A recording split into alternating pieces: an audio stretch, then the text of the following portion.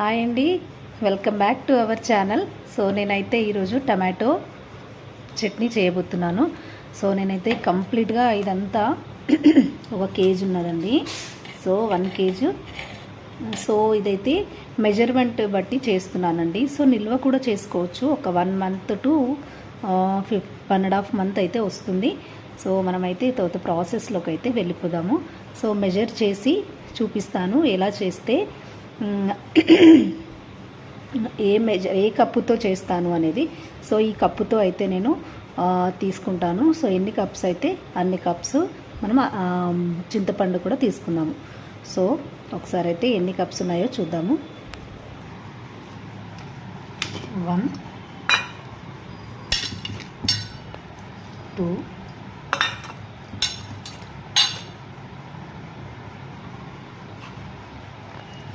3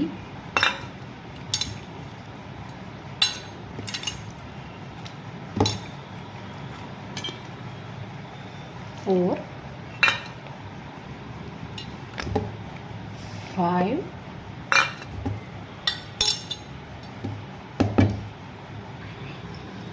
so 6 cups అండి. 6 cups కంప్లీట్గా 1 కేజీకి 6 కప్స్ వచ్చాయి.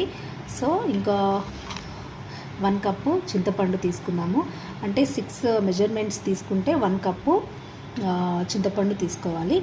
సో చింతపండు కూడా తీసుకుందాము. సో 1 కప్పు చింతపండు కూడా తీసుకుందాము. సో 1 కప్ అంటే నేను మరీ పుల్లగా కావాలి అనుకోవట్లేదు. సో కొంచెం కారం కావాలి కాబట్టి సో 1 కప్ అయితే తీసుకున్నాను. సో మనం ప్రాసెస్లోకి అయితే వెళ్ళిపోదాము. సో ఇక్కడ కడాయి వేడి అయిపోయింది. సో నేను అదే సేమ్ కప్పుతోనే తీసుకున్నాను. యాక్చువల్లీ చిన్న కప్పుతోని 2 కప్స్ తీసుకుంటున్నాను. 1 కేజీ కాబట్టి కొంచెం బాయిల్ అవ్వాలి కదా.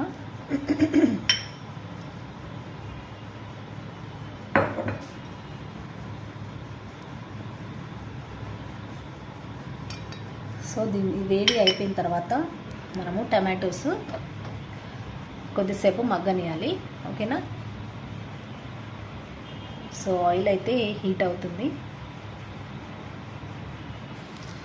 సో ఆయిల్ అయితే బాగా వేడి అయిపోయింది. సో మనం టమాటోస్ అయితే వేసేద్దాము.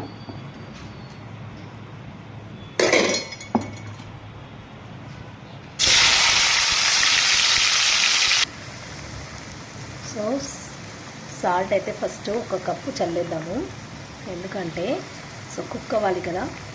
1 కప్ అంటే మనము దొడ్డుప్పు కల్లుప్పు అంటాం కదా. సో కల్లుప్పు కూడా వేయచ్చు, కానీ కల్లుప్పు నా దగ్గర లేదండి. సో నేనైతే దీంతో ఈ స్పూన్తోని ఒక 3 స్పూన్స్ అయితే ఫస్ట్ అయితే చల్లుతాను. లాస్ట్కి వేస్తాను నేను ఎప్పుడైనా సాల్ట్. చట్నీలో అయినా కర్రీలో అయినా దీంట్లో అయినా కూడా. సో 1 స్పూన్ అయితే వేసేసాను. మనము యాక్చువల్లీ ఆ కప్పుతోనే తీసుకోవాలి సాల్ట్, కానీ నో ప్రాబ్లం. సాల్ట్ మనకు తగ్గట్టు నేనైతే సాల్ట్ మేము ఇంట్లో చాలా తక్కువగా తీసుకుంటాను. సో ఆ కప్పుతోని 1/2 కప్ అయితే వేయచ్చండి. సో మీ టేస్ట్ తగ్గట్టు సాల్ట్ వేసుకోండి. ఓకేనా. సో సాల్ట్ ఆల్రెడీ వేసేసాను.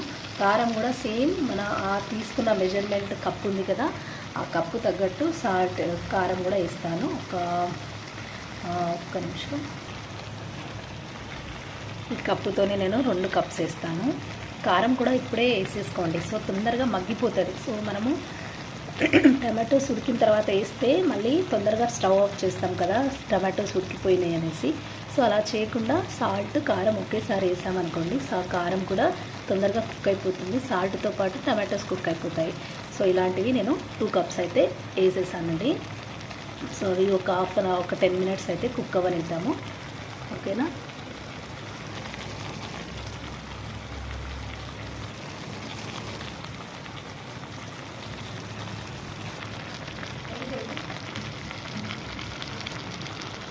సో ఇది 2nd కప్ అన్నమాట. సో ఉడికేయండి, అలాగే బాయిల్ అవుతూ ఉంటుంది. సో ఒకసారి పెట్టిందా లేదా చూద్దాము. కారం చూసారా. సో కలిసిపోయేలాగా కలిపిద్దాము. సో చూసారా, ఆల్మోస్ట్ టమాటోస్ అయితే కుక్ అయిపోయినాయి. డోర్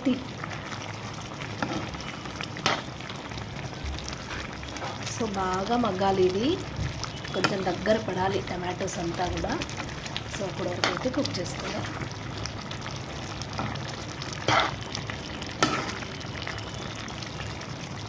ఒకేసారి చాలా చేసేస్తున్నాను, ఎందుకనంటే ఇడ్లీకి దోశలకి కూడా అప్పటికప్పుడు తినడానికండి.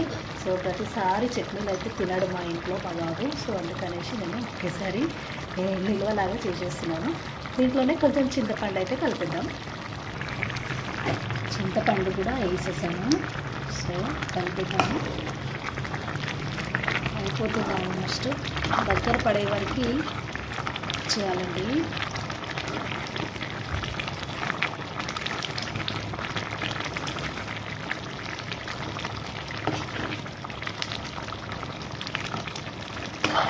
ఇంకొక 10 minutes అయితే దగ్గర పడే వరకు కుక్ చేస్తాను.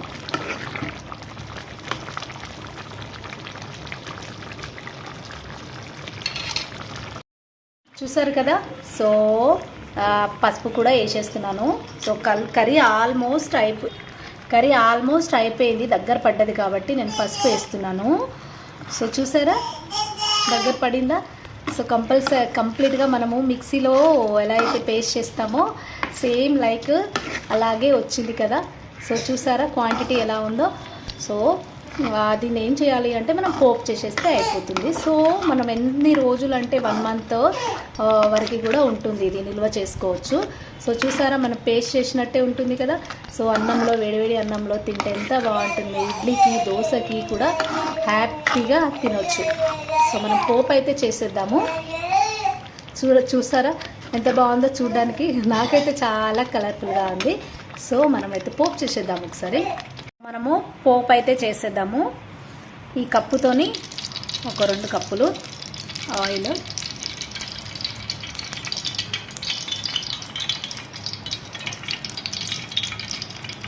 ఆయిల్ బాగా హీట్ అయ్యాక మనము పోపు గింజలు వేసుకుందాము. ఓకేనా. సో హీట్ అయితే అయిపోయింది ఆయిల్. సో మనం కొంచెం జీలకర్ర అయితే వేసేద్దాము. చూసారా ఆయిల్ అయితే వేడైపోయింది. సో కొంచెం కొత్తిమీర కరివేపాకు వేసేద్దాము.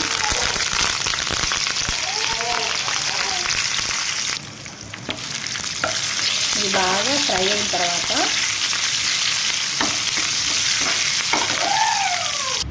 ఆయిల్ బాగా హీట్ అయిన తర్వాత కూడా ఇగో వెల్లుల్లి కూడా వేసేద్దాము. నేను దీంట్లో ఆవాలు అవి వేయట్లేనండి, మెంతులు కూడా వేయట్లేను. అవి వేస్తే కొంచెం చేదు వస్తుంది అనేసి వేయట్లేను. సో వెల్లుల్లి కొంచెం బ్రౌనిష్ కలర్ అయ్యే వరకు వేయించుద్దాం. కొంచెం నేను మునగాకు కూడా వేసేస్తాను. మునగాకు ఎందుకు ఇవ్వాలంటే టేస్ట్ కోసం అనేసి. కొంచెం ధనియా పౌడర్ కూడా వేసేద్దాం. సో కలిపేద్దాము. నేను ఆల్రెడీ అన్నీ వేసేసాను కదా. సో కలిపేయడం మాత్రమే.